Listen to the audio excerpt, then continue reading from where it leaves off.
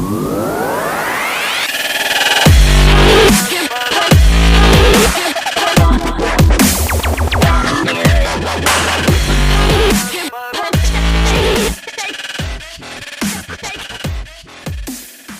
right, we are back, and I'm super excited. There are two more mechanical things that we need to do, but I was just talking to Joe, Jeffrey, and I was thinking we might just save them for after we've played through this, because your characters don't really know each other yet. Yeah, I heard you actually. Okay, good. I still had like the sound on, even though I had my camera off and muted. Nice. So yeah, heard what you guys were talking about. We'll do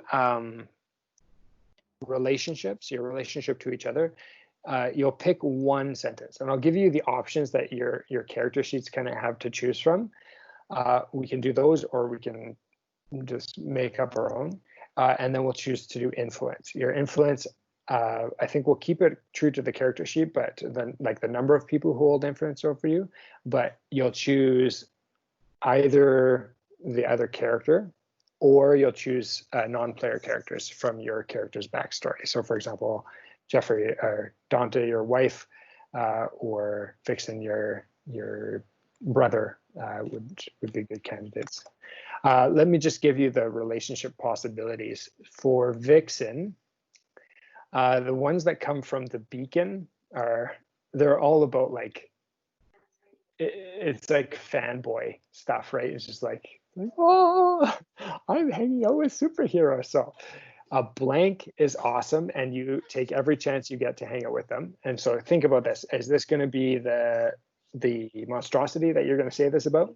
It might be by the end of the session. We'll see. And you've got to prove yourself to blank. So you have to prove yourself to monstrosity. The Janice ones are blank knew you. So the monstrosity knew you from your civilian life first. We've already said that doesn't really apply. So let's skip that one. And you refuse to tell the monstrosity your secret identity when they asked. That one might be appropriate. The ones that come up for the monstrosity are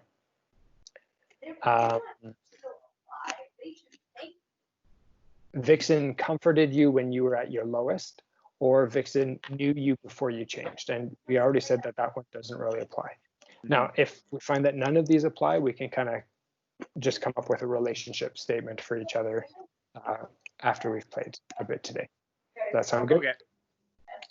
So like those relationship lines on the character sheet are supposed to be for like other players, basically. That's right. That's right. Yeah, and Joe had filled in his character sheet for NPCs and his backstory, but it's intended for other player characters. For the record, I think there's something very, very cool and with a lot of potential about both of us being sort of solo workers up until this point, kind of thing. Yeah, I agree. I think it fits with the kind of genre that we've kind of come up with, as like a noir detective kind of a thing. Like both of you are skulking around and finding clues, and like all of a sudden you find each other and you're like, okay, let's work together on this project or whatever. So I think that's good. Now you have to, you can fight during this session, that's fine. But at the end of the session, we have to come to kind of like a realistic way that you two start working together, because you are a team at the end of this session. Yeah. So do you still have about an hour left in you, or how much time do you think you have left in you? Give it a go. I easily got an hour. Okay. 2 hours, 5 hours. Let's do it. Yeah, you got a different time zone. So yeah. All right, so let's play through this scene and we'll see what happens. All righty. So it is hot and sweaty. I actually want to show you a picture. I need to open the picture first, but there are two versions of Halcyon City that we're going to talk about here. Okay. There's the one that, you'd find on a postcard, the one that the tourists all know about. Oh, and my other one is way too small.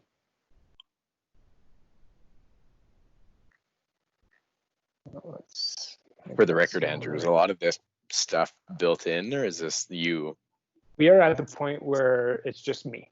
and I'm going to improvise based on what we've talked about and the rules of the game. All right. Yep. So, oh, I love this. I love this contrast. Okay.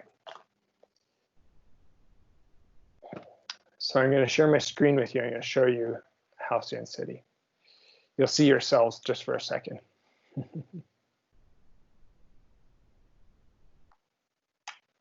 All right, here we are, Halcyon City. It is utterly beautiful. This is actually a city in the world somewhere. I have no idea what city, so if somebody does know, then let me know, please.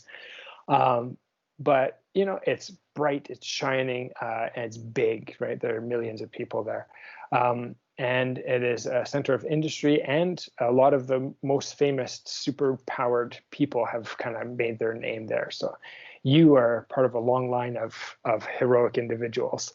And this is the Halcyon City that, you know, everyone wants you to believe in. And the one that a lot of tourists come to visit. However, you two know a different side. You two know kind of the nightlife of Halcyon City. Not going clubbing, not going visiting, but the dark alleys, the secret deals, the poverty, and the violence that can happen kind of under the surface of this city. But when you are at the rally, this is the Halcyon City that we are seeing. It is a bright, hot, and sunny afternoon. There's quite a decent crowd there, several hundred people that have turned up for this governor's rally. They were aiming for thousands, but there was a heat warning that was sent out, and it seems like they came up short. And there might be 1,000 there, but it's hard to get a good count. And yeah, people are milling around. There's a lot of chatter and an excitement. They've got the streets are blocked off in this area. They've blocked off one of the bigger streets in downtown, and this isn't unusual. It's Festival Street kind of a thing. So they block it off for every big thing. But now they blocked it off for this big rally. There's a big stage that's raised up there. Big speakers are there. They have a live band playing there, opening for the governor. And there have already been a couple of speeches. One from the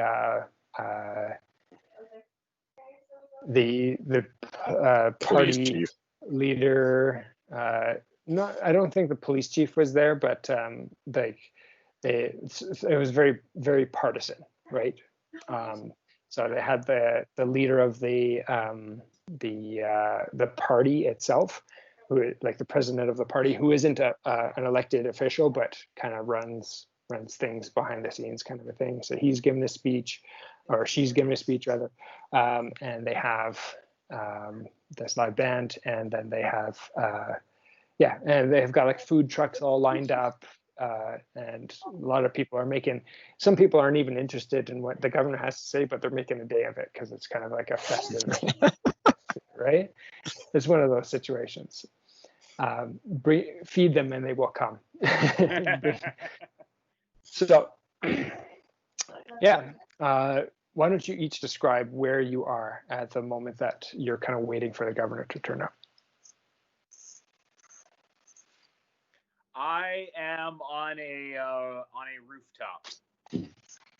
Nice. So you decided to avoid the crowd entirely. Yeah. I parked my motorcycle on the streets and made my way to the top of a roof to get the lay of the land. Did you pay for parking? I did. Yeah. I actually stopped at the thing, so I had plenty of change. Yeah. Nice. Sweet.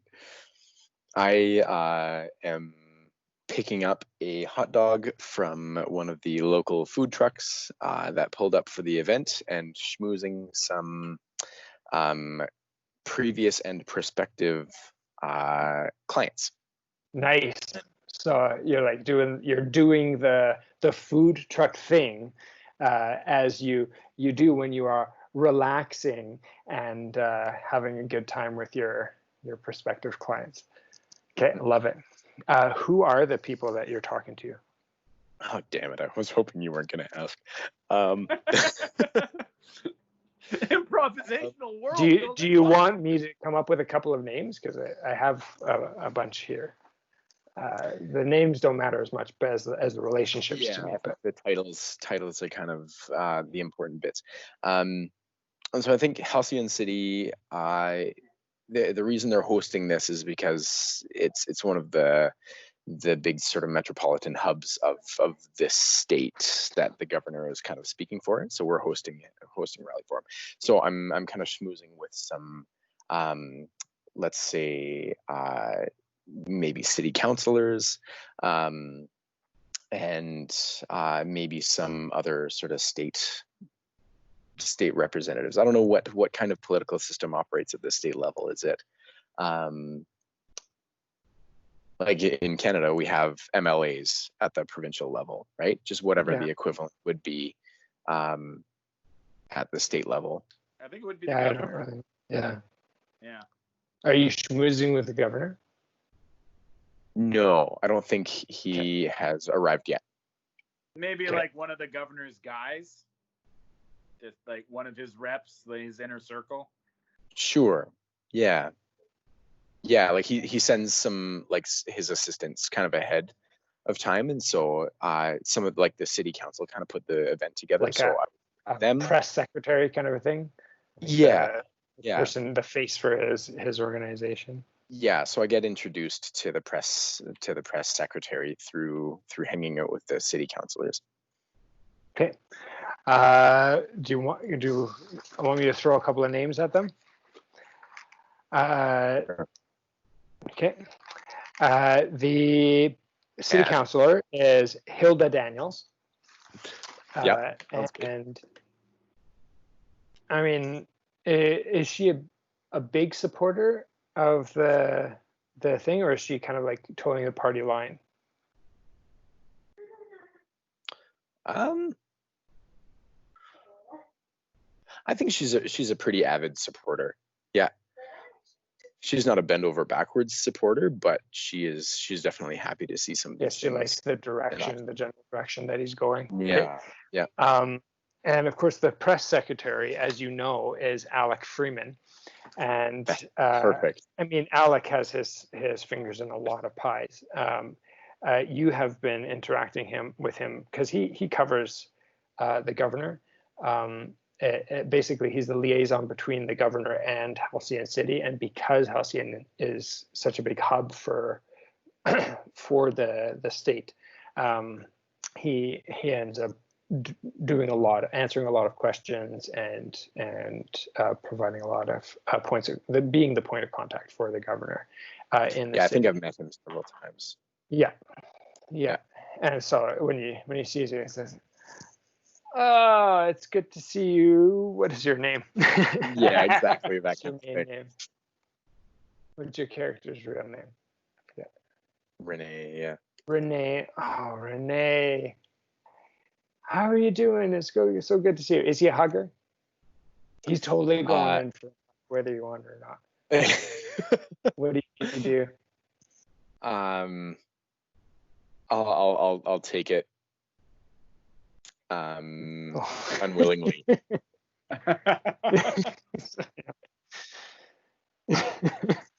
RBF. And so he goes in for the hug. You're like, oh, it's like, how are you doing? How's it been? How is Martin? Oh, thank you for asking. Things are going pretty well. You know, we can't complain too much. Every day is new, but he's as chipper as ever. Okay. Oh, and how's the Littman case going?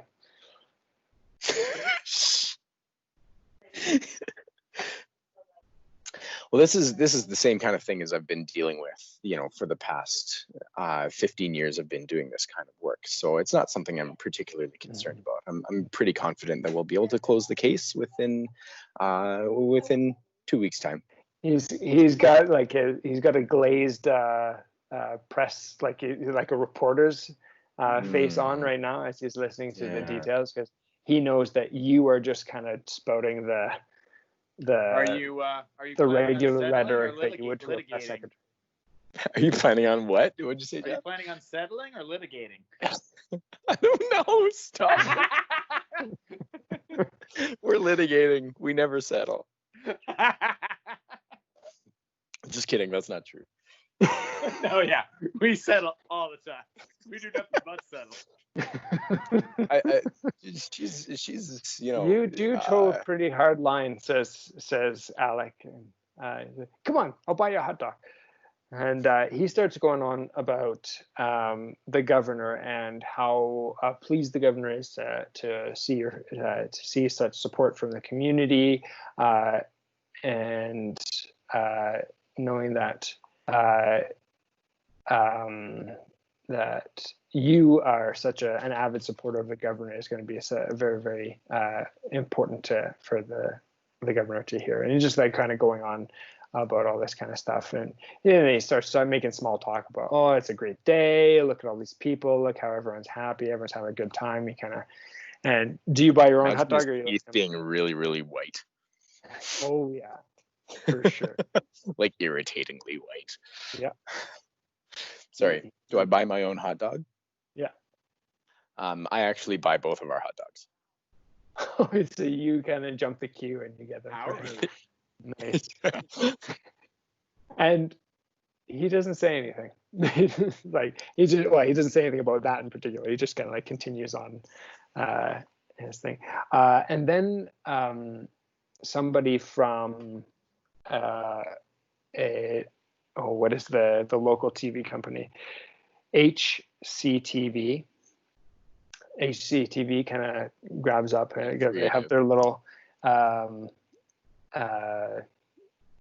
lanyard with press secretary. Oh, excuse me, Mr. Freeman, can I speak with you for a few words? He says, oh, please, excuse me. And he kind of goes off to do his thing. And as you turn around, you bump into, quite literally, Hilda Daniels, as she is waiting at the food truck for some, I don't know, she's looking for some samosas. Wait, did you say mimosas or samosas? Hilda Daniels is the councilwoman, right? That's right. Yeah. Yeah. And she's like a powerfully built woman, fairly short, but like athletic kind of a frame. So you bump into her, and she kind of looks down and then looks up at you, and she's got a little bit of relish on her dress. But it's like, oh, and she sees it. She says, "Oh, how are you?" I'm it's just like terribly sorry, Councilor. Like, yeah, Councilor Daniels. I'll offer her some napkins and whatnot. It takes them gratefully. Like, yeah. She's kind of mopping herself up. She's like, Miss, I don't have your character name in front of me. Miss Pierce. I'll be honest. I'm surprised to see you here. Are you also a supporter of the governor's new plan? Well, supporter or not, Councilor Daniels, I think it's important for somebody in my position to be present at rallies and events such as this, just for personal information, professional information, and adequate representation. What a non-committal answer. I'm very political. She says, well, thank you for being here, she says, very politely, and says, we certainly hope that just looking for the right words, it takes her a moment, that we can depend on the support of all the members of our Halcyon City elite.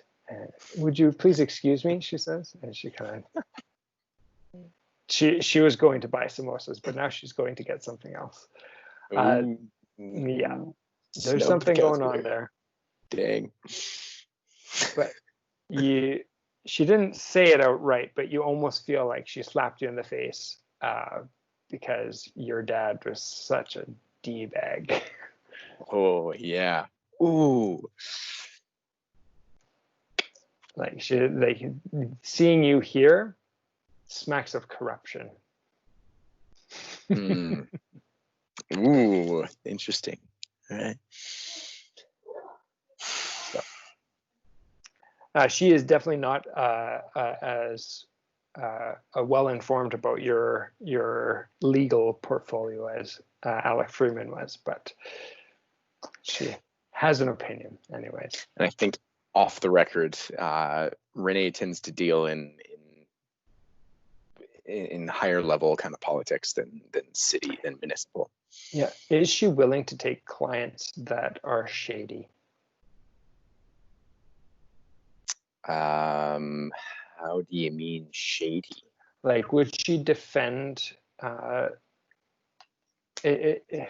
she's kind of a high-profile political lawyer, kind of a thing. And would she defend? I don't know, a council person who was caught drinking and driving and was legitimately like DUI?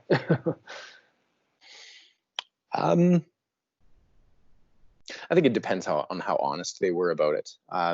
My thing with her is she ironically goes with like a virtue ethics kind of expectation for politicians, that they hold themselves up to a high standard of virtue,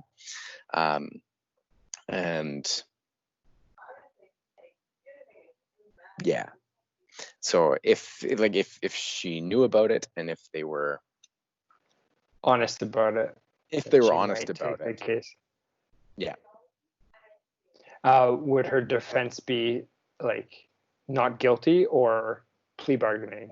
Like, probably plea bargaining. Like she knows the system well enough to she can get them off a lighter sentence. Honor the honorable. Interesting. Okay. So yeah, maybe she heard something about that exact kind of a situation. Like, well, if she got this guy off on a lighter sentence than he might have had, and she's like, sounds like her old man, right? But anyway, there's a little bit of sound of feedback as the mic changes hands on the screen. And now put your hands together for Governor. I don't actually have a name. Smithy. We've definitely got like a male kind of a vibe going for this guy. Mm-hmm. Smith? Did you say Smith? No, I was just joking. Donald Kane? Does that sound good? Or is Donald too politically charged? Yeah, that's what I was just thinking. It's funny. It's like a random generator. I was like, maybe we don't want Donald. So maybe Hector Kane. Ooh. Sure. Hector Kane. I like that. That's meaty. You know what I mean? That's a meaty name. And put your hands together for Governor Hector Kane. Kind of everyone's attention definitely goes to the front. All right. So let me give you a little lowdown on. So we've just kind of role played through one scene without rolling anything, and that's how a lot of things will go. The way this game works is, in order to activate one of the moves that your character has access to, your character has to do something. Okay, so it's a fiction. They call it fiction first. You take action and then you roll to see how it happens and see what happens. So, for example, you are up on the roof there, Mr. Guy, Mr. Monstrosity. Uh-huh. If you flip over to the the basic moves sheet that I gave you. Yeah. One of them, you'll see a heading there that says unleash your powers. It says when you unleash your powers to overcome an obstacle, reshape your environment, or extend your senses, roll plus freak. And then there's some details about what happens. Now, since you're up on the roof, I'm assuming you're not schmoozing with the faces that are down on the ground. You're looking. I think I'm extending my senses and like listening for where the people in this plot are. Okay. And so you are not so much focused on what the governor's doing, but you are kind of looking around. The people you know are involved in the plot to assassinate, abduct. Was that clear? Let's go with abduct, actually. So they're actually looking to kidnap this man. Yeah. Interesting. Okay, and so you know a little bit about the plan, and so you have some information to go on. All right, why don't you roll?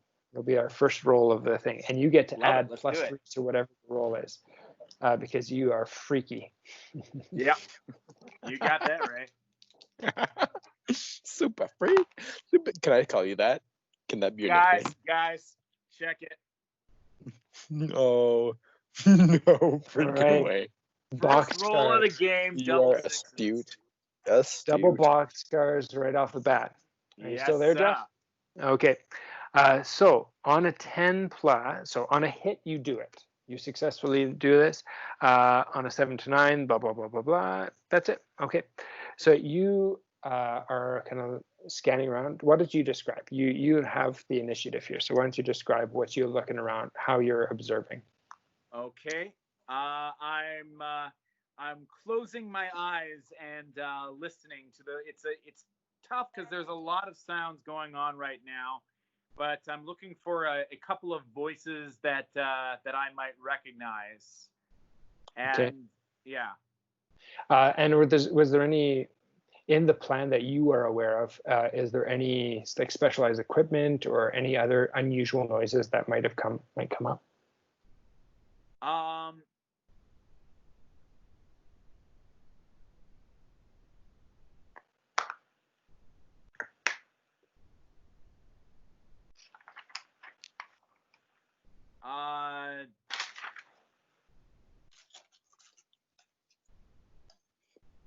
Tough question. Okay. So you had how many? Let's just start with how many people there were. How many members of the team were there besides yourself? I am aware of 4, which and the plan was basically after the speeches to kind of jump his security, throw him in the back of the van, and drive off. Okay. So you immediately identify the van, rather than being, well, it's probably, this is downtown, but the festival street has been blocked off. So rather than being parked anywhere and being vulnerable to road closures or anything like that, it is actually doing, you see it way off in the distance. It would be too hard to make out details for a regular human, but you're able to make out the license plate, and you see some markings on the van. I'm imagining a big, long, 15-passenger white paneled kind of a thing, no windows, but it's got like a decal for a plumbing company on the side of it. And you're like, that's it. I know that one. Mm-hmm. So you know at least where 2 of the members of the team are in that van right now. Yeah. There's one as the driver and one as kind of like the guy with the weapon on the inside. Yeah. So you're scanning through the crowd.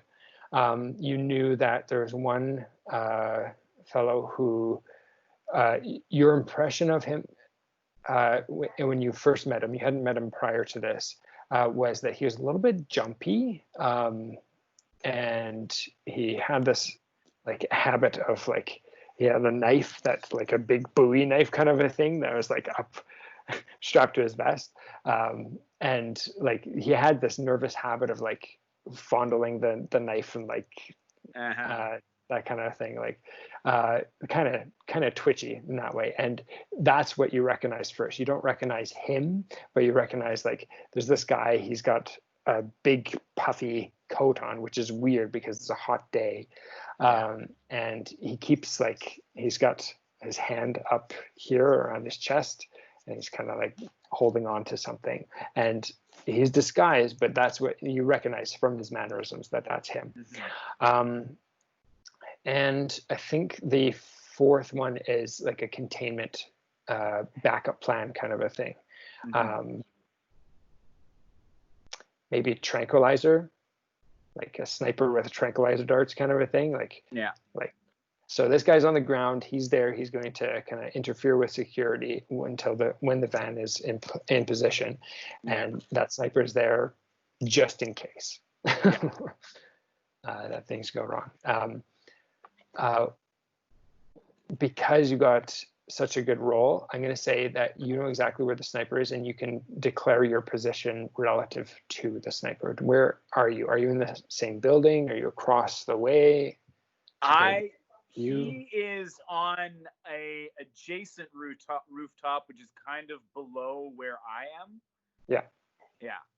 And what was your role in all this? Where were you supposed to be? I was supposed to be helping to incapacitate. So you were supposed to be down there with Twitchy Knife Guy. Yeah. Okay. All right. So you have some information. What do you do? All right. I want to get Mr. Tranquilizer Gun out of commission. After that, I'm going to try and discreetly slash the tires of the van when it pulls up, and hoping that without their getaway vehicle, they'll just call the whole thing off. Okay. It's funny because I'm writing the name of I don't even know what to call him, the muscle, but his name is definitely Twitchy Knife Guy. Cool. There's not a lot of first name basis in this kind of operation. Quick other thing, Jeff. Do you have any other physical features that are like super weird, or is it just like the really scaly skin? Are you big? I have very large eyes. Like part of why my eyesight is so good is like they're huge.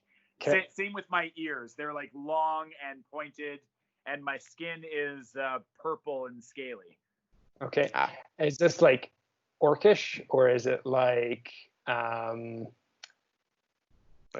your breath? When you say big eyes, are you saying like big lizard eyes facing forward with like yellow? Kind of like owl eyes, you might say. Like, wow. Yeah. Whoa. Yeah. So the other option was like Gollum, but I don't think Gollum really applies. I think it's like animalistic, like really freaky. Yeah. Do you have a forked tongue? Sure. Let's give me a forked tongue. Yeah, that's just fun. Extra creepy. Okay. I got teeth. So that's super what you well. Want to do. What is it that you do in order to incapacitate the sniper? He's a lizard. He's a lizard man. Kim's giving me looks.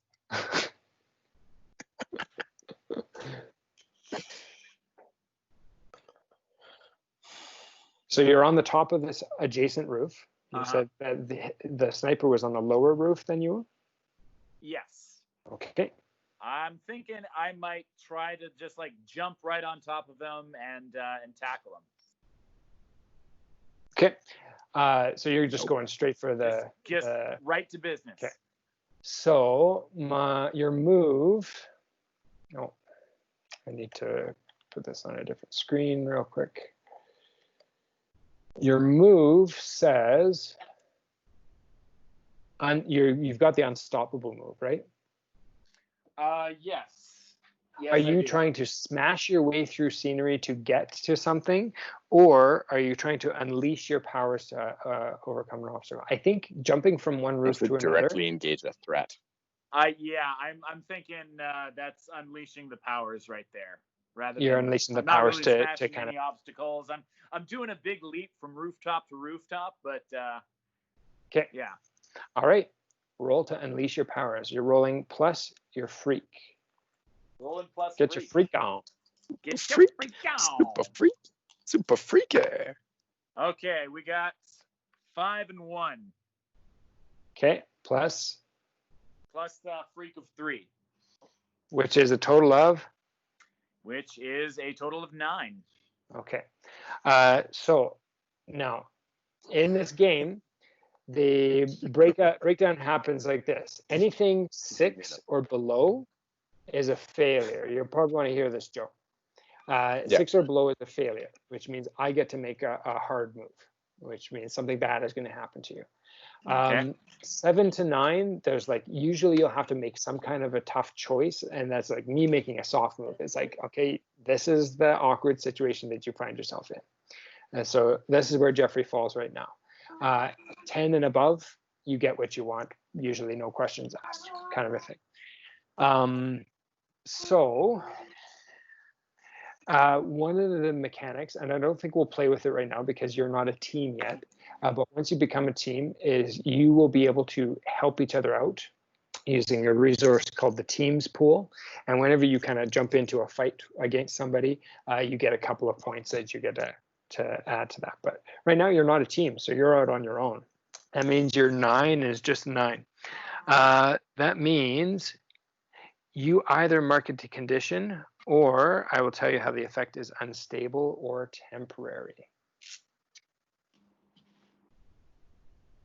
I think what happens is you, of course, you manage to you leap from one building down to the lower one, but you're not making an effort to be quiet. The sniper is aware of you and rounds on you, and he has his tranq gun up, and he's getting a bead on you as you advance. What do you do? In midair? Am I in a midair leap right now? You just landed your leap. Okay. So he's got a bead on me, and I am going to. Now, just a question, because I need this visual. Are you like a skinny lizard, or are you like? Are you like skinny, but like very wiry and just old man strong. Yeah. Kind of like the lizard from Spider-Man. Sure, yeah. Rather than the Hulk. Yeah. Yeah, not bulky, but still very strong. Okay, you betcha. All right, so you land there and you're kind of like loping along with your lizardy arms. Sorry, what do you do?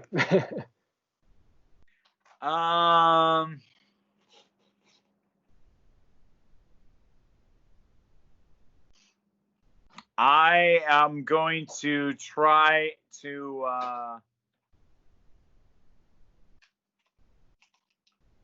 intimidate him. Okay. You have a move for that, don't you? Did you take Unstoppable and Coming for You, or did you take Be the Monster? Which two? Be the Monster, actually. What's that?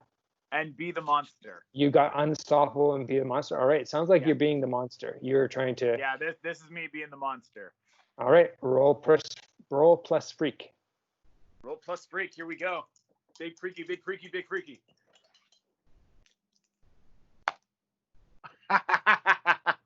We got an 11. Plus 3, that's 14. Freaking joking.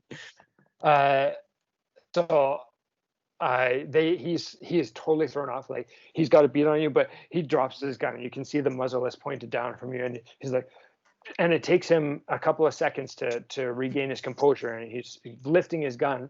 But in that time, you can close the distance between you. Totally. I do that. I want to like take him down and get that gun out of his hands. Okay. It sounds like you're directly engaging a threat. Yeah. Okay. Roll plus danger. Roll plus danger. Here we go. This is not plus 3 for you. Did you up danger, or you're at plus 2? I up danger by 1, so I'm at plus 2 for danger. We got 8 on the roll. Plus 2 is a 10. Nice. So on a 10, pick 2. You have 4 choices. You need to pick 2 of them. Number one is you can resist or avoid their blows, so you won't take any damage. You can take something from them, which sounds like you want to do. You can create an opportunity for your allies. You have no allies, so you're going to remove that choice. Or you can impress, surprise, or frighten the opposition. So it sounds like you already successfully frightened him. Yeah, I want to resist damage and take his gun. Okay. So yeah, you just like, tell me what you do. I leap directly at him, and I tackle him to the ground, and I get my face real close to his, and I say, "The plan is off." And I wrench What are the you gun from doing? his hand. What do you mean? You're supposed to be in on this. You're supposed to be down there. He kind of looks over. He can't move, but he's looking over down at where the people were. I say, "It's over. Go home if you know what's good for you." And I toss him aside. Okay. So gotta have a Hispanic accent while you do it. Just kidding. Just kidding. Yeah. So he kind of falls over, and immediately he touches a microphone in his ear, and you hear on the radio that you have, "Hey, the purple lizard freak is turning on us. He's just taking me down." What do you mean? What do you mean? You hear from the van down below. Mm-hmm. What do you do? Or like he's reaching for the radio. Let's just say that. That's what he wants to say. But I'll give you a chance to move because your roll was pretty good. Okay. I guess since I have the radio, I have a chance to speak, right? Yep. To speak directly to these guys. Yeah. So he's reaching for his radio, or you can interrupt him, or you can. Yeah. You have a time for an action. Plan's over. Turn the van around. And there's like swearing on the other end. And he's like, "What do you mean? What the F do you mean? Are we exposed?"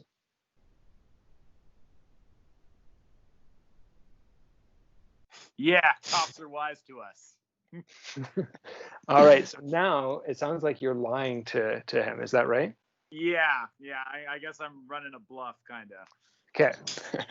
I think we're going to call this a provoke, even though it doesn't quite fit. It's the best move right now. When you provoke someone susceptible to your words, which I think they would be, because you're on the inside with them, say what you're trying to get them to do and roll. You're trying to get them to. I'm trying to get them to call off the plan. Okay. Roll plus superior. Now I think superior you upped, right? So yeah, it's straight zero now. So it's whatever I roll. Straight roll. Good luck. Here I go. 9. We got a 5 and a 4. Okay, so on a 7 to 9, they can instead choose 1. They stumble and you take +1 forward against them. They err, you gain a critical opportunity, or they overreact, you gain influence over them. Do I get to choose? No, I get to choose. And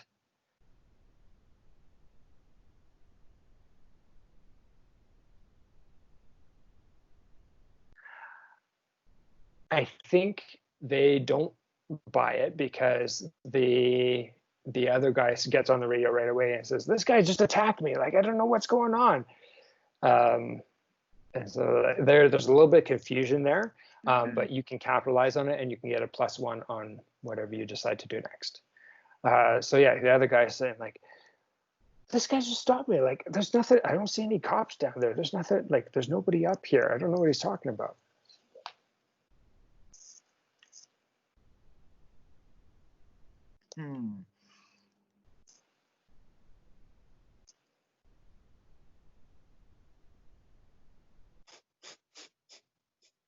Are there any cop cars down there? I think being that the governor is there, yeah, there would be a police presence. Yeah. I want to throw the tranquilizer gun at one of the cop cars. All right, so you kind of like you have it in your hands. Yeah. This guy hasn't made a move to try and get it back from you, and so you are quite a distance away. So to actually accurately hit it is going to be tough. But I don't think that's what you're going for. I think you're just trying to. I basically want to get the cops' attention that something hinky's going on. So if I can do that. Did you just say hinky?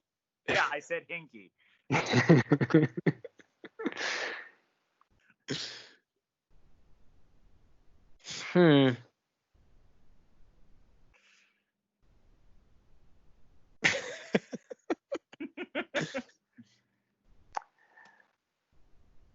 Now, I don't see a move that really applies. Maybe that you're like provoking the police. Yeah, that's what I think. Yeah. Yeah. So when you provoke someone susceptible to your words, there's directly engaging a threat. Unleashing your powers doesn't really apply. So yeah, let's go with provoke again. So roll your superior. Let's see how this goes. Okay, rolling for superior. Here I go.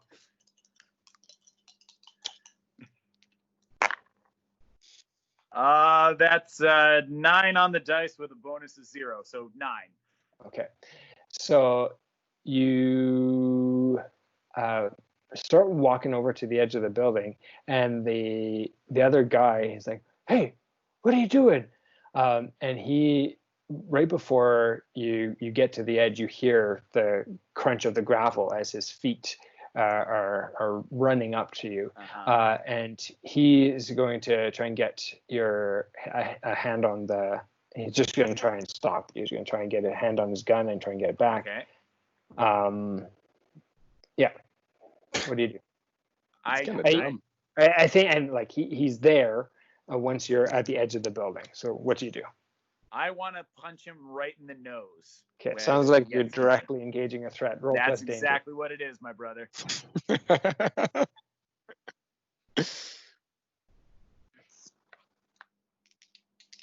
So I guess that's danger, right? We got a 5 and a 2, and a plus 2 is 9.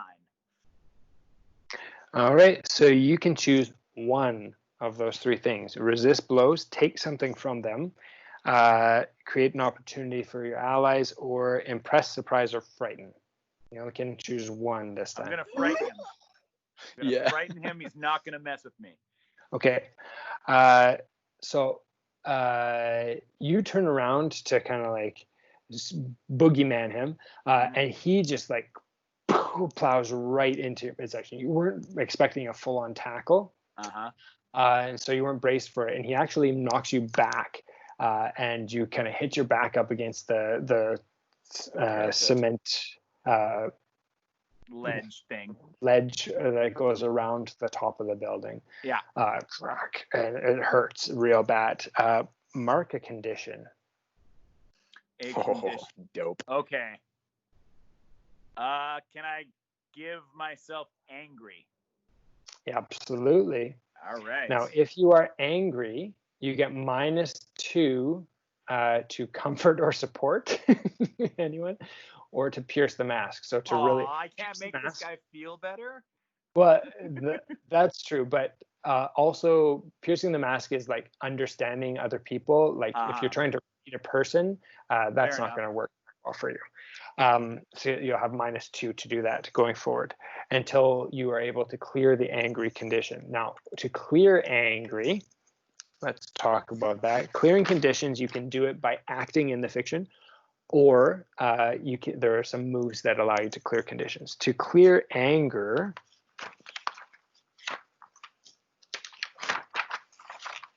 Jeff, you're rolling really well, for the record. Right? I've been pretty lucky so far. I just realized how low the chances of rolling 10 plus. Pretty, right? Pretty yeah, we're not particularly adept, is what it sounds like. Well, your +3s. I mean, the plus, are really powerful. The chances of outright failing are very, very small. Mm-hmm. But the chance of there being some kind of complication are always pretty high, because that's what makes for an interesting story. So, angry, angry, angry. How do you clear anger? There it is.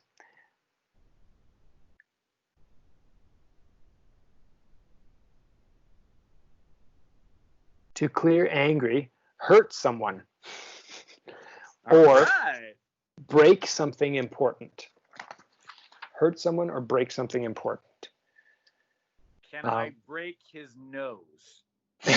Well, it sounds like you're going to hurt him, but this is the result of your move. Your condition is going to exist afterward. But yes, you definitely you succeeded on your roll, and so yeah, you get what you wanted, which is whack. However, the complicating factor, this is kind of snowballing from a previous move, is that down below on the ground, somebody says, "Hey, what are they doing up there?" And all of a sudden, there's a couple of screams, and there's a bunch of shouting and a little bit of hubbub, as a whole bunch of attention. You draw a whole bunch of attention as you're fighting, wrestling over this gun, and then whack. And then all of a sudden, you're standing there, you're this hooded figure with a gun in your hand. So to be totally clear, the governor is on stage by this point, yes? Yeah. Okay. All right. And that being said, now that general attention has been drawn to this, Vixen, what do? You hear somebody say, "Hey, what is that guy doing? Is that a gun?" Ah! There's somebody screaming, and then there's like a big uproar as and there's the beginnings of panic as people are starting to freak out about what's happening here.